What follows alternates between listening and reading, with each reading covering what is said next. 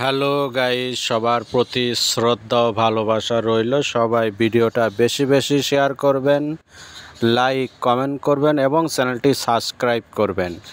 এই ভিডিওতে আপনাদেরকে দেখাচ্ছি পেপার মেশিনের লাইন শেপের কাপলিং কিভাবে হাইড্রোলিকের সাহায্যে কাপলিংটি ভিতরে ঢুকানো হচ্ছে, কিভাবে যোগান তৈরি করা হয়েছে, কিভাবে প্যাডাম তৈরি করা হয়েছে, সেই ভিডিওটাই আপনাদেরকে এখানে দেখানো হচ্ছে। সবাই খেয়াল করে দেখুন, মনোযোগ দিয়ে দেখুন এবং দেখতে দেখতে চ্যানেলটি সাবস্ক্রাইব করুন, লাইক করুন এবং কমেন্ট করে জানাবেন কে কোথা থেকে দেখছেন, আমি যেন আপনাদেরকে স্বাগতম জানাতে পারি।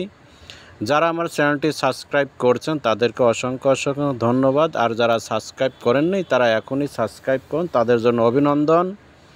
দেখেন এই যে প্যাডামটা এখানে তৈরি করা হচ্ছে, এদিকে পিছনে হাইড্রোলিকের যে লাইনটা, সেই লাইনটা আমরা ফিটিং করছি। এখানে ওয়েল্ডিং মেশিনের লাইনটা দেওয়া হলো। দেখেন এই যেটা পিছনের সিস্টেমটা, একটা প্লেটের দ্বারা একটা প্যাডাম তৈরি করছি যেটাকে পোলার বলে। তারপরে এখানে যেটা মাঝখানে হাত দিয়ে ঘোরা দেখানো হলো, এটা হচ্ছে আপনার হাইড্রোলিক জ্যাক।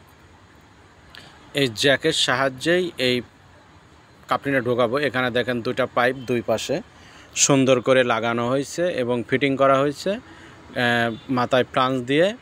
তারপর এখানে দেখেন কপ্পার মাধ্যমে লাইন শেপটিকে একটু ঝুলায় রাখা হয়েছে। আর এইখানে দেখেন একটা শেপ কিন্তু এখানে যে কাপলিংয়ের ডিল আছে সে ডিলের মধ্যেই ঢোকানো হয়েছে এবং সামনে থেকে আমরা একটা প্লেট দিয়ে সেই শেপের চার কোণা ওয়েল্ডিং করব। আর যেখানে শেপ আর পাইপের জয়েন্ট লাগবে সেইখানে আমরা দুটা হোল্ড করছি, সেই হোল্টের মাধ্যমেই ডিল করছি, সেই ডিলের মাধ্যমে আমরা নাট বোল্ট লাগাবো যাতে আমরা সহজেই এটা খুলতে পারি, খোলার জন্য যাতে কোনো ধরনের কোনো সমস্যা না হয়। আর আমি আপনাদেরকে সম্পূর্ণ ভিডিও দিতে পারি না, কারণ নিজের হাতে কাজ করা লাগে, এই কারণেই। তো তারপরও যতটুকু সম্ভব ততটুকু আমি তৈরি করি খণ্ড খণ্ড করে। তো এখানে দেখেন আমাদের যে কাজের প্রসেসগুলো কিন্তু সুন্দরভাবে চলতেছে। দেখেন এখন টেস্ট করা হচ্ছে আর্থিংটা ঠিক মতো পাচ্ছে কি না। আর এখানে যে শেপের মাথায় যে পাইপের প্লাঞ্চটা লাগানো হয়েছে, দেখেন এই শেপের প্লাঞ্চটা কিন্তু ওয়েল্ডিং করা হবে, চার কোণা মোটা করে ওয়েল্ডিং করব। ওয়েল্ডিং করার পরে আমরা কিন্তু প্রেসার দেব। সমস্ত প্রসেসে কাজগুলো কার্যক্রম আছে চলমান অবস্থায়।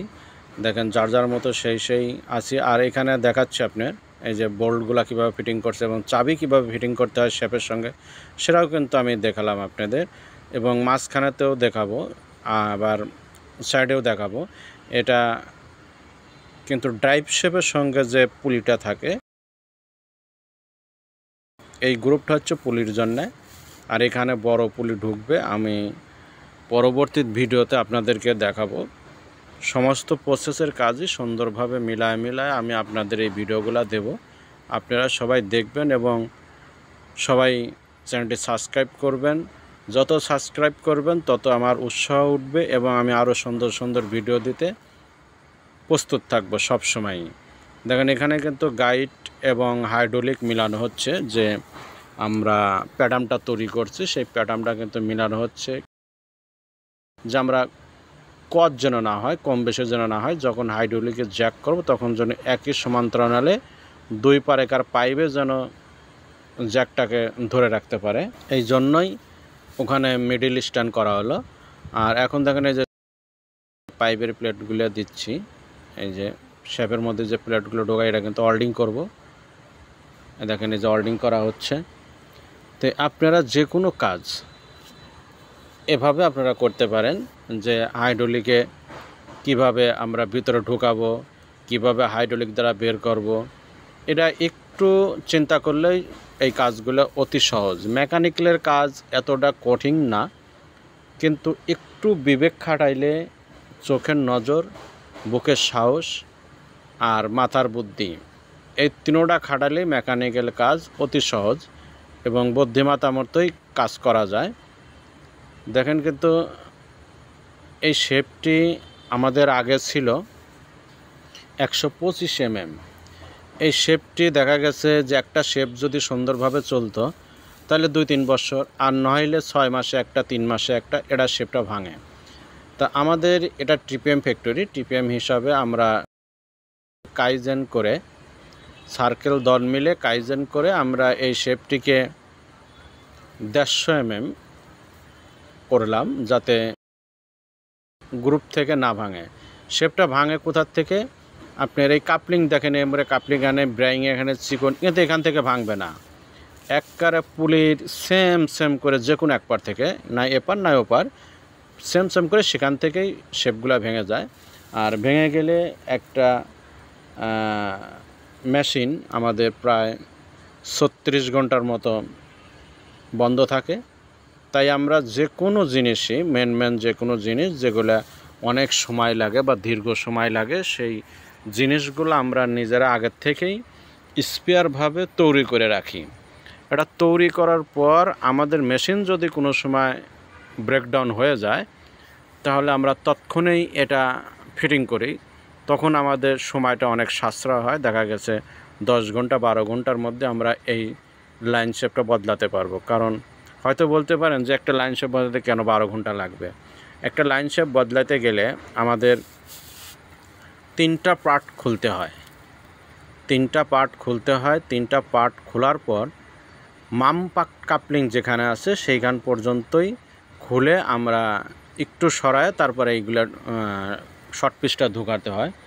ঢোকানোর পরেই আমরা এটা নাট বোল বেয়ারিং সমস্ত কিছু আস্তে আস্তে ফিটিং করা ধরি। আর আমরা বিভিন্ন কাজে যখন মেশিন ব্রেকডাউন হয়, যত কাজগুলা থাকে আমাদের এখানে চেকলিস্ট থাকে, যেটা আমরা সবসময় সারাদিনে যেটা চেক করার পর আমরা এটা খাতায় এন্ট্রি করি। সেই এন্ট্রি দেখেই আমরা ব্রেকডাউন হওয়ার আগে সেই জিনিসগুলা আমরা এভাবে স্পেয়ার তৈরি করি। তো আমাদের এই লাইন শেপটা এটা কিন্তু স্পেয়ার তৈরি করতেছি। এটা আমাদের কাছে আমানত থাকবে। যখন লাইন শেপের যদি কোনো সমস্যা হয়, পরবর্তীতে আমরা এই শেপটি বদলাতে পারবো। আমাদের কোনো শেপই ভাঙবে না, এত বড় লাইন শেপ কোনো শেপই ভাঙবে না, কিন্তু আমাদের এই শুধুই পুলের যে গ্রুপটা শেপটা সেটাই ভাঙে। তো এই জন্য আমরা স্পেয়ার তৈরি করতেছি। আর সেই স্পেয়ার তৈরি করার শেষে এখানে ফিটিংয়ের কাজ চলতেছে। সেই ফিটিংয়ের কাজেরই আপনাদের ভিডিওটা দেখাচ্ছি। বন্ধুগণ, দেখতে আপনারা চ্যানেলটি সাবস্ক্রাইব করবেন আর ভিডিওটা দেখে একটা লাইক দেবেন। কে কোথা থেকে দেখছেন কমেন্টের মাধ্যমে জানাবেন। যারা কাজ করে তারা উৎসাহ হবে, আর যারা ভিডিও করে এটা আপলোড দেয় তারা উৎসাহ হবে এবং খুব মনোবল বাড়বে যে আমাদের কাজগুলো অনেকেই পছন্দ করে, আমরা আরও সুন্দর ভিডিও বানাতে সক্ষম হব। তো সবাইকে অনুরোধ করব আপনারা চ্যানেলটি সাবস্ক্রাইব করবেন। সাবস্ক্রাইব করে আমাদের পাশে থাকবেন, যাতে আমরা নতুন ভিডিও আপনাদের জন্য দিতে পারি এবং আমরা ভিডিও আপলোড দেওয়ার পরই যেন আপনাদের সম্মুখে হাজির হয়। দেখেন, এখন কিন্তু এটা ওয়েল্ডিংয়ের কাজ শেষের দিকে শেষ হয়ে গেল। আমরা এখন হাইড্রোলিক ফিটিং করব। যে হাইড্রোলিকটা এখানে লাগাবো, তো আমরা এর আগে একটার সঙ্গে বড় হাইড্রোলিক লাগানো আছে, যে জ্যাকটা, সেই জ্যাকটা বড়টা লাগানো আছে। সেই জ্যাকটাই এখন আমরা এটা খোলার পরে এই ছোট জ্যাকের সঙ্গে আমরা ফিটিং করব। তো সেই খোলাটাই আপনাদের দেখাই কিভাবে আমরা এই জ্যাকটা খুলবো বা কিভাবে ফিটিং করব। এই সমস্ত প্রসেসের কাজগুলো আপনাদের মাঝে দেওয়া হচ্ছে। এই দেখেন, এই যে এটা কিন্তু বড় হাইড্রোলিকটা, এই জ্যাকটা কিন্তু বড়। হাইড্রোলিক একটাই, কিন্তু জ্যাকটা বড়। এই জ্যাকটা খুলে আমরা ছোট জ্যাকটা ফিটিং করব, কারণ এত বড় জ্যাকের প্রয়োজন নেই, ছোটটা হলেই হবে। এই কারণে আমরা এটা চেঞ্জ করতেছি। তো সবাই ভিডিওটা দেখুন, দেখতে চ্যানেলটি সাবস্ক্রাইব করুন। আমার যারা বন্ধুরা আছেন তারা সবাই চ্যানেলটি সাবস্ক্রাইব করুন। যারা আমার ভিডিওটা দেখেন তারাও সবাই চ্যানেলটি সাবস্ক্রাইব করুন। দেখেন, এখানে খোলার পর কি একটা রহস্যজনক জিনিস হবে, সেটা হয়তো আপনারা এই ভিডিওতেই দেখতে পারবেন। দেখেন, এটা একটা মিস্টেক। এই দেখেন কি একটা মিউজিক শুরু হয়ে গেল, যে তেল লোডিং অবস্থা থাকতে এটাকে খুলে ফেলছে। কারণ আমাদের এটা বড় হাইড্রোলিক জ্যাকটা, এই জ্যাকের মধ্যে তেল লাগে বেশি। পরবর্তী তেলগুলি আর আমাদের এই সিলিন্ডারের মধ্যে ব্যাক যায় না, এই কারণেই এটা খোলার ব্যাপারে বের হয়ে যায়। তা আমরা এখন সোলোটা ফিটিং করব এটা খোলার শেষে। আর সবাইকে ভিডিওটা দেখার জন্য শুভেচ্ছা রইল। সবাইকে অসংখ্য ধন্যবাদ রইল। আমার ভিডিওটা দেখেন এবং চ্যানেলটি সাবস্ক্রাইব করেন, লাইক কমেন্ট করেন যাতে আপনাদের আরও সুন্দর সুন্দর ভিডিও দিতে পারি। দেখেন এটা খোলা হচ্ছে, এখন খোলার পরে কিন্তু আমরা জ্যাকগুলো ফিটিং করব। তো সবাই আমাদের পাশে থাকবেন, আমরা যেন সুন্দর সুন্দর ভিডিও আপনাদের উপহার দিতে পারি।